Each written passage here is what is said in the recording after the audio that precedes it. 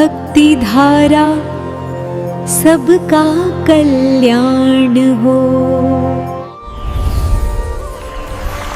आप देख रहे हैं एच सीरीज भक्ति धारा। श्री राम श्रोताओं, आज आपको मैं गरुड़ पुराण के अंतर्गत भगवान विष्णु की महिमा, चतुष्पाद धर्म निरूपण, पुराणों तथा उपपुराणों और धर्म विद्याओं का परिगणन, चारों युग के धर्मों का कथन एवं कलयुग में नाम संकीर्तन का महात्म्य की कथा सुना रहा हूँ। तो सुनिए। श्री ब्रह्मा जी ने कहा, व्यास मुनियों द्वारा भक्ति पूर्वक आचरण किए गए उन धर्मों को मैंने कहा जिनसे भगवान विष्णु प्रसन्न होते हैं। सूर्यादि देवों की पूजा, पितृ तर्पण, होम तथा संध्या वंदन से धर्म, अर्थ, काम और मोक्ष इस पुरुषार्थ चतुष्टय की सिद्धि प्रदान करने वाले भगवान विष्णु स्वयं भक्तों को प्राप्त हो जाते हैं।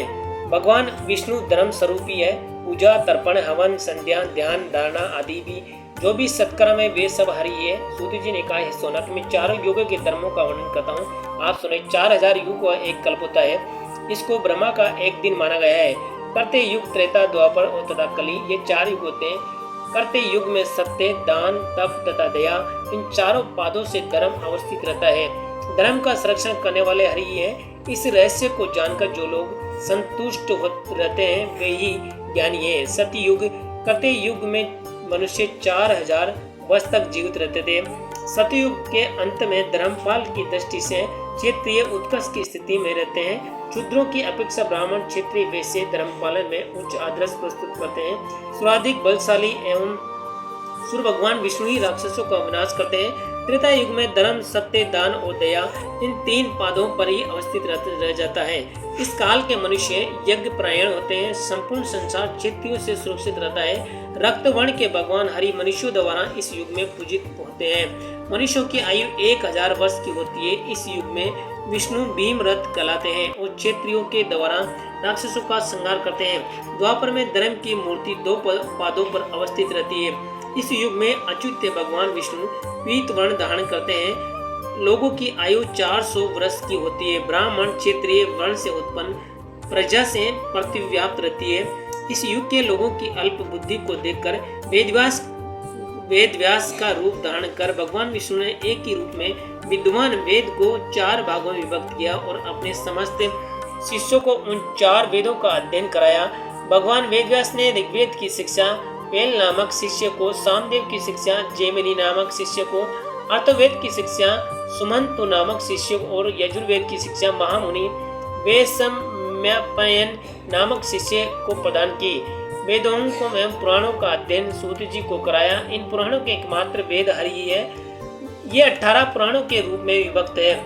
सर्ग, प्रतिसर्ग, वंश, मनवेंत्र एवं वंशानुचरित ये पुराणों के 5 लक्षण हैं। ब्रह्म, पदम, विष्णु, शिव, भागवत, भविष्यत, नारदीय, स्कंद, लिंग, बरहा, मार्कंडे, अग्नि, ब्रह्म, वैर्त्य, कुरुम, मत्स्य, गरुड़, वायु और ब्रह्मांड नामक 18 पुराण प्रसिद्ध है। मुनियों ने अनेक उपपुराणों की भी बात बताई है।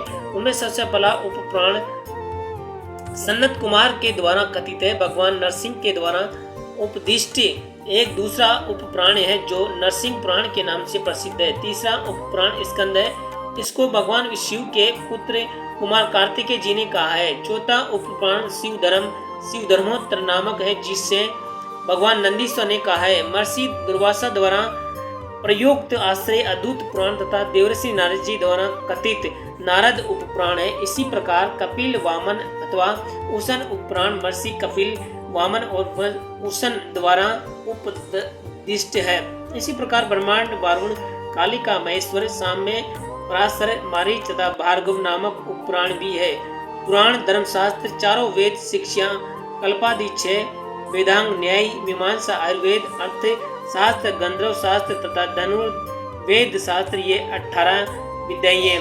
पुराणम धर्म शास्त्रम च वेदास्त वैगानियम यमुने न्यायम सोनक मीमांसम आयुर्वेदा अर्थशास्त्रकम। द्वापर के अंत में भगवान श्री हरि पृथ्वी के भार का हरण करते हैं। कलयुग में धर्म एक पाद पर अवस्थित रह जाता है। भगवान अच्युत कृष्ण वर्ण के होते हैं। उस काल में लोग दुराचारी और निर्दय होने लगते हैं। मनुष्य में सतो, रज तथा तम ये तीनों गुण दिखाई देते हैं। काल की प्रेरणा से ये सभी गुण मन में उत्पन्न होते हैं और परिवर्तित होते रहते हैं। सोनक जब प्रवृत्त सत्य गुण से मन, बुद्धि एवं इंद्रियां व्याप्त हो जाती है और लोगों की अनुरक्ति, ज्ञान वर्जन तथा तव सारण में बढ़ जाती है, तब सतयुग जानना चाहिए। जब मनुष्य की आसक्ति काम्य क्रम एवं यश में होती है, उस समय रजोगुण की प्रवृत्ति से त्रेता युग जानना चाहिए और तमोगुण की प्रबलता के साथ रजोगुण की वृद्धि के कारण जब लोगों में लोभ, असंतोष, मान, दम एवं मत्सर के भाव प्रबल होते हैं और काम में कर्मों में आसक्ति बढ़ जाती है, तब द्वापर समझना चाहिए। जब सदा असत्य बोलने, आलस्य, नींद, हिंसा आदि साधनों में ही प्रवृत्त हो जाती है, शोक, मोह, भय, दीनता का भाव जब बढ़ जाता है, तब तमोगुण को सर्वाधिक प्रबल मानना चाहिए। यही काल कलयुग है। इसी प्रकार जब लोग कामी हो जाते हैं, सदैव कटुवाणी बोलते हैं, जनपद चोर डाकुओं से भर जाते हैं, वेद पाखंडियों से दूषित हो जाते हैं, राजा प्रजाओं का सर्वस्व हरण करते हैं, लोग मैथुन एवं पेट पालन के कर्म से स्वतः पराजित होने लगते हैं, ब्रह्मचारी ब्रह्मचर्य व्रत का परित्याग करके असुचि हो जाते हैं, कुटुंबी अर्थात गृहस्थ भिक्षाटन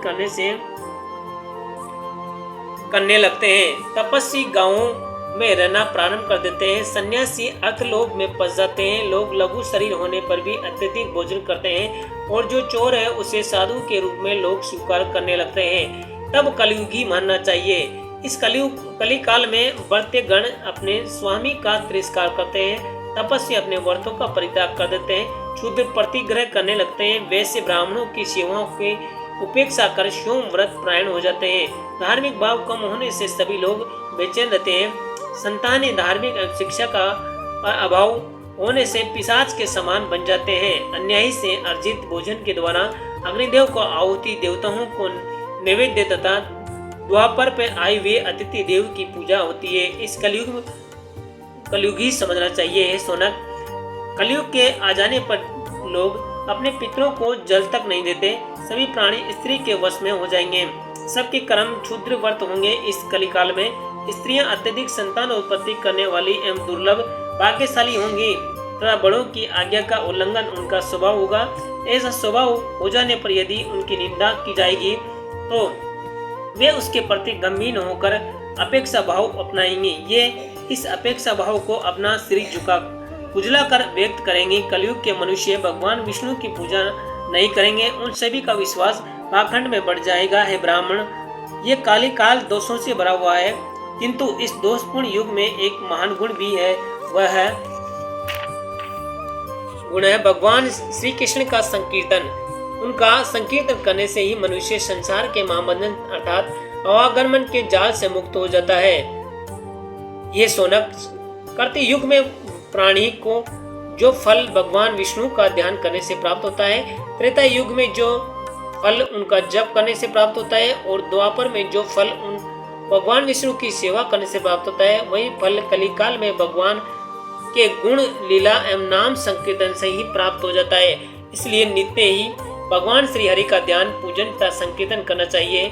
कले दोष निदोर विप्रा अस्ति होयो क्यों महागुणम कीर्तनादेव कृष्णाशे महाबंधव परिते करते यदे ध्यायतो विष्णु त्रेतायम जपतम फलम द्वापरे परिचर्यायां कलयो तदरि कीर्तनांत तस्माद्यो यो हरि नित्यम गे पूज्य सोनक। जय श्री राम। श्रोताओं, भगवान विष्णु की महिमा की ये कथा आपको कैसी लगी कृपया कमेंट करके जरूर बताएं और ऐसी ही कथा सुनने के लिए हमारे चैनल एच सीरीज भक्ति धारा को सब्सक्राइब करें। जय श्री राम। एच सीरीज भक्ति धारा को सब्सक्राइब करें।